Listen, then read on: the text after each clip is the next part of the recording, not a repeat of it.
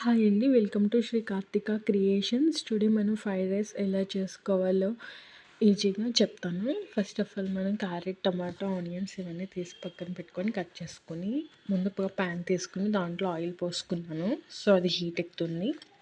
Heat అయ్యాక చూసారు కదా, కట్ చేశాను ఆనియన్స్, చిల్లీస్ అవిని. ఎగ్స్ కూడా ఒక 4 ఎగ్స్ తీసుకున్నాను. సో కట్ చేసిన ముక్కలన్నీ ప్యాన్లో వేసేసాను. ఆయిల్ హీట్ ఎక్కాక సో మనం అది ఒక 1 టైమ్ స్పూన్తో తిప్పుకుంటే సరిపోతుంది. సో మళ్ళీ క్లోజ్ చేస్తున్నాను. సో అవి మనకి బాగా డీప్ ఫ్రై ఎక్కలేదు, జస్ట్ కొంచెం ఉడికాక మనం ఇందులో సాల్ట్ వేసుకోండి. ఒక 1 టేబుల్ స్పూన్ సాల్ట్ వేసాను, 1.5. ఓకే.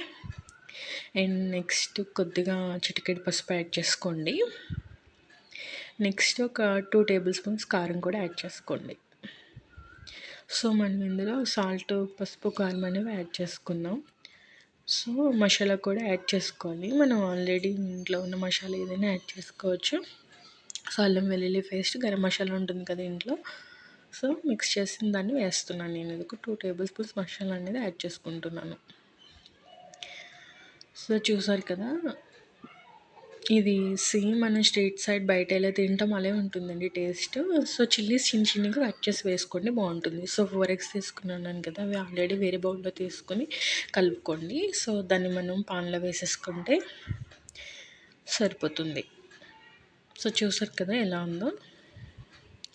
స్పూన్ పెట్టుకొని దాన్ని కొంచెం ఆమ్లెట్లో ఉంటుంది కదా, దాన్ని నీళ్ళలో చిన్న చిన్న పీసెస్ కింద కట్ చేసేసుకోండి. సో దాన్ని బాగా కొంచెం ఫ్రైలో అయ్యేలా తిప్పుకుంటే సరిపోతుంది. సో నేను కొత్తిమీర కూడా యాడ్ చేసేసుకుంటున్నాను ఇక్కడ. ఒక సోయా సాస్ ఒక 2 టేబుల్ స్పూన్స్ యాడ్ చేసుకున్నాను. ఇది ఆప్షనల్, మన ఇష్టం. సోయా సాస్, వెనిగర్ కూడా యాడ్ చేసుకోవచ్చు. సో నేను సోయా సాస్ ఒకటి యాడ్ చేస్తాను, అది అవైలబిలిటీలో ఉంది. సో ఇప్పుడు రైస్ యాడ్ చేస్తున్నాను. సో ఆల్రెడీ ఫ్రై అయిపోయింది కదా, సో రైస్ యాడ్ చేసేసుకుంటున్నాను చూడండి. సో ఏం లేదు, సిమ్లో పెట్టేసి మనం రైస్ యాడ్ చేసుకుని దాన్ని తిప్పుకుంటే అయిపోతుంది. సో దీన్ని ఈజీగా ఎవరైనా ప్రిపేర్ చేసుకోవచ్చు. లైక్ బ్యాచిలర్స్ కానీ, వంటలు రాని వాళ్ళు కానీ, ఇన్స్టెంట్గా పిల్లలకి మనం బాక్స్లో పెట్టుకోవాలన్నా కూడా మనం వెంటనే ఈజీగా ప్రిపేర్ చేసుకోవచ్చు. సో ఎగ్ ఫ్రైడ్ రైస్ చాలా టేస్టీగా ఉంటుంది అండ్ చాలా ఈజీగా ఉంటుంది కూడా. చూసారు కదా, చాలా చక్కగా అయిపోతుంది. అసలు పెద్దగా పని కూడా ఉండదండి మనకి. ముందుగానే కట్ చేసేసుకుంటే ఒక 5 to 10 మినిట్స్లో అది క్లోజ్ అయిపోతుంది. సో ఈ వీడియో మీకు నచ్చితే లైక్ చేయండి, షేర్ చేయండి, సబ్స్క్రైబ్ చేయండి. Watch Karthika creations. Thank you.